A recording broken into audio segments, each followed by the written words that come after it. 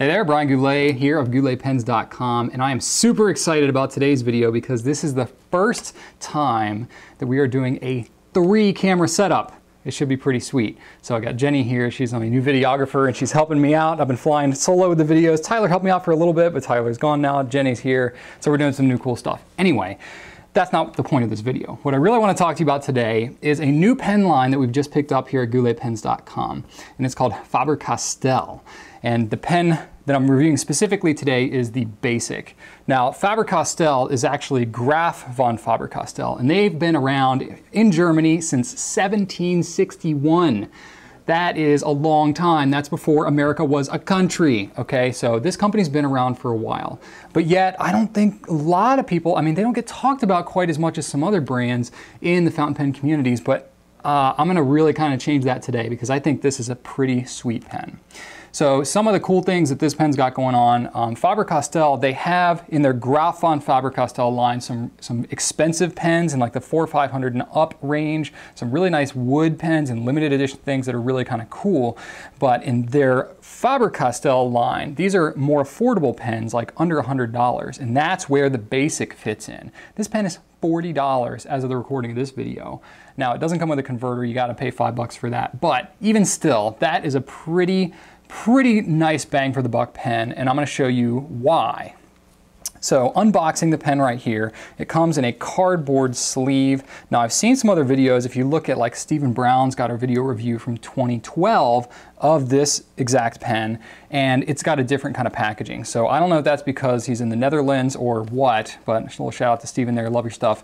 But anyway, the packaging is a little bit different in this video. So it's got a cardboard sleeve, you take that off, and then it's got this nice, like the box itself looks really nice. You actually don't even have to take off the cardboard sleeve if you don't want to, because you can slide out the box from itself here. So it's got this nice little thing going on here. And it's got the instruction manual in here in both German and English, so whichever way you prefer it. And oh, it's got Japanese. It's got it's got all kinds of stuff. So nothing too incredibly complex going on here. Just tells you a little bit about what they have going on. And then you look inside the box. You've got this nice little thing here, but it's just a box basically. You look at the pen itself. You take off this like super crinkly stuff there, and then you get the pen itself. So it's got a little cardboard sleeve here on the clip that you can pull off. It just indicates the nib size, and then you see the pen itself. Now this is the black carbon fiber version. There's 4 different versions of this pen. We've got the black carbon version, we've got the matte chrome, the polished metal, and black leather. So they're 4 completely different materials really, and they're different weights too. So you have to go to gouletpens.com and look at the specific weights. They range from about 24 grams to 36, so it can be quite a bit. The metal ones here are heavier than these other 2. But just different bodies and then different caps. The grip, the nib is all the same on all 4 of these pens. So I'm going to focus on the black carbon one because this is the one that I chose for my personal collection because I just think it looks the coolest. I'm kind of a carbon fiber nut. I love pens with carbon fiber. Monteverde's got a lot of carbon fiber pens. I totally dig it.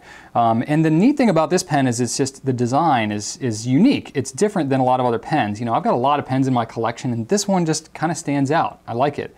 It's a snap cap, push to post. So it's really nice that it's very convenient. It's got a little pop there, so a nice secure little snap. If it's a carry around pen, you just want to take quick notes with it. Like that's kind of what I end up using it for at work, is you just get to kind of snap it and go. You don't have to deal with all this threading stuff. So that's kind of cool. The only thing about this though is when you go to post it, man, it is long. I mean, it's like, I feel like I should become a wizard, or be conducting an orchestra or something. It's just such a long pen when it's posted. But, that's okay. It's actually very comfortable. I got very large hands. It ends up being where most pens I have to post, but this one I do not. And it's got a good weight to it as well. It's a little bit back weighted. And if you put the cap on, you would think it's really, really back weighted. And if you got smaller hands, maybe it'll be more of an issue, but it's not gonna be so bad, honestly. It seems a lot worse than it really is. So when you take apart the pen, you look inside here, you notice that it has a cartridge, and then it has this little kind of cartridge insert holder thing. It's not a cartridge, it doesn't have a back to it. It's really just a placeholder for, you know, the cartridge here so that it doesn't accidentally break open in shipping. But if you want to, you can use this little cartridge as an adapter. If you have a bulb syringe or something like that, you can, you know, you can save this thing and use it for some other purpose, but you don't have to. So it's a standard international cartridge, okay? It takes standard international short or long cartridges in this pen. I tried them both. And you would think that it would take standard international converter. However, when I tried a normal standard international converter, it'll fit in the pen just fine, but it's a little bit tight around the body of the pen. So what happens is if you force it on there, it's gonna get stuck inside the pen, and you do not really want that to happen. So you have to get the Faber-Castell converter. It's a different converter. It's $5. It's the same price as the regular standard international. But you know, if you've got a lot of those already, it's kind of annoying to have to get it. It does not come with the pen, so you have to factor that in when you buy this thing. You have to get the $5 Faber-Castell converter. So it's still a functional converter and all that. That's kind of like one of my hang-ups about this pen, but still, there's a lot of other wins that you get with this thing. The ink capacity is going to be about what you would expect with a normal standard international converter. It's going to bet you about 0.9 milliliters of ink or so when it's completely full. All right, so one thing that I'm sure you're curious about is how does this thing actually write? Well, it's got 4 different nib sizes. You can get extra fine, fine, medium, and broad. And I've inked them all up. You can check it out on the Nib Nook at gouletpens.com. That's the best tool to use because I've done a writing sample of every nib size on the Basic, and you can compare it to any other pen that we have on there. You can compare it to Lamy and lots of other brands that you may be curious to compare. The one thing about this is the extra fine is really, really fine. The fine jumps up quite a bit, and then the medium and broad are very wet. So it's a nice range of nib sizes. It's not a real tight range. You really get a lot in between extra fine and broad. So I have an extra fine here that I would like to ink up for you and give you a little demonstration of how it writes. So I have a bottle of Faber-Castell ink. This is also a new addition to gouletpens.com. I chose hazelnut brown, just honestly because I don't have a lot of browns in my collection, so that's the one that I chose. And I love hazelnut. It's one of my favorite things. So really nice kind of box here, but that's not really what I'm going to get too much into. It's really I want to see how the pen writes. So very classy bottle. I think it looks awesome. It's got a cool font on there, just, you know, good stuff. They got 6 colors in their line. Filling it is going to be just like pretty much any other, you know, converter pen that you've ever used. So you've got the converter installed. You want to screw it all the way down. You insert the pen down into the ink. Make sure the nib is all the way submerged. You draw it up, and now we got more or less a full filling.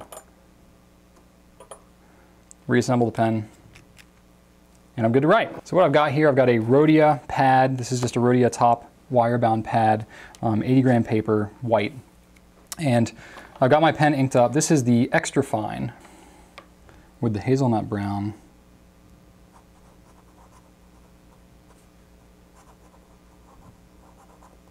And you can see how fine that thing really is. It's very impressive.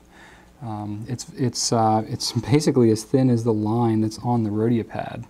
All right, to show you a little comparison, I actually have a Pilot Metropolitan fine nib, which is one of the finest nibs that I can think of to show you. And this, I've got Diamine Marine in here.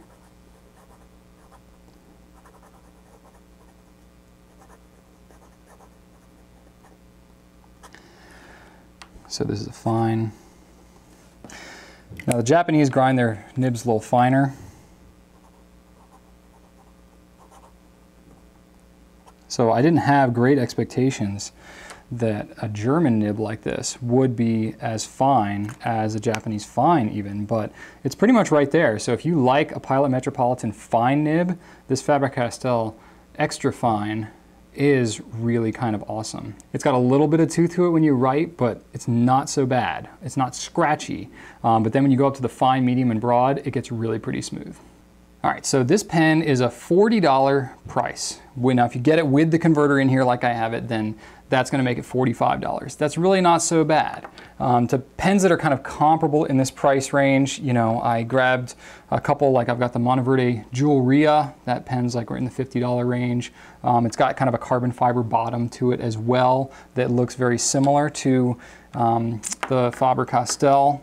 So that one could be comparable to it. The nib, it only goes down to a fine, and the nib is a little bit larger on that one. So it's you know, something that if you're kind of looking at that, it might be comparable. So just talking about my personal preferences, there's some things about this pen I would just take it and some that I would leave it, okay? So some of the things that I would take it about the Faber-Castell Basic. It's a great value. You know, it's a great entry-level pen. It's not the cheapest thing you can get, but it's really, really good quality for what you're paying for. You can do much worse for pens in this price range. It's very professional looking as well, very clean, looks really nice. It's got a nice extra fine nib on it. The smoothness of these nibs is really good, and if you like the broader nibs, they write really wet. It's a removable nib as well, so it's just friction fit in there, so you can pull it out if you want to. Having a tool like the Goulet grip really helps a lot because it is in there pretty tight. Last thing is it's really kind of unique. You know, I've got a lot of pens in my collection and this one kind of stands out, so I like that. Even though the color range is fairly muted, fairly clean, not too crazy as far as colors go, still these pens kind of stand out. They don't blend in with everything else. Now there's some things about this pen that I could leave it. You know, the fact that it doesn't come with a converter, I mean, in this price range, okay, it's kind of not exactly expected that it comes with a converter. It just would be really nice if it did, especially given the fact that you have to use the Faber-Castell converter. So it's nice that it still uses standard international cartridges, but the fact that you can't use a standard international converter that you already have laying around, it's a little bit of annoying. I kind of wish it wasn't that way. However, it's a $5 converter. It's not the end of the world. You kind of just basically have to build it into the cost of the pen. And the only other thing that I am not crazy about this pen is when you have it posted, it's just way too long. I mean, I have really big hands and I still think it just looks kind of crazy when it's posted in my hand like this. But it's still nicely balanced. I use it posted and it's not like it's unusable. It just looks a little crazy. So those are some of my thoughts on the Faber-Castell Basic. I would love to hear what you think, or if you have any other questions, you can leave a comment on YouTube or on Ink Nouveau. But I recommend you go and check out more specific details on gouletpens.com. We got weights, measurements, and all that good stuff on there, as well as all the available colors and nib sizes. If you like this video and you want more like it, be sure to subscribe to my YouTube channel. Thanks so much for watching, and right on.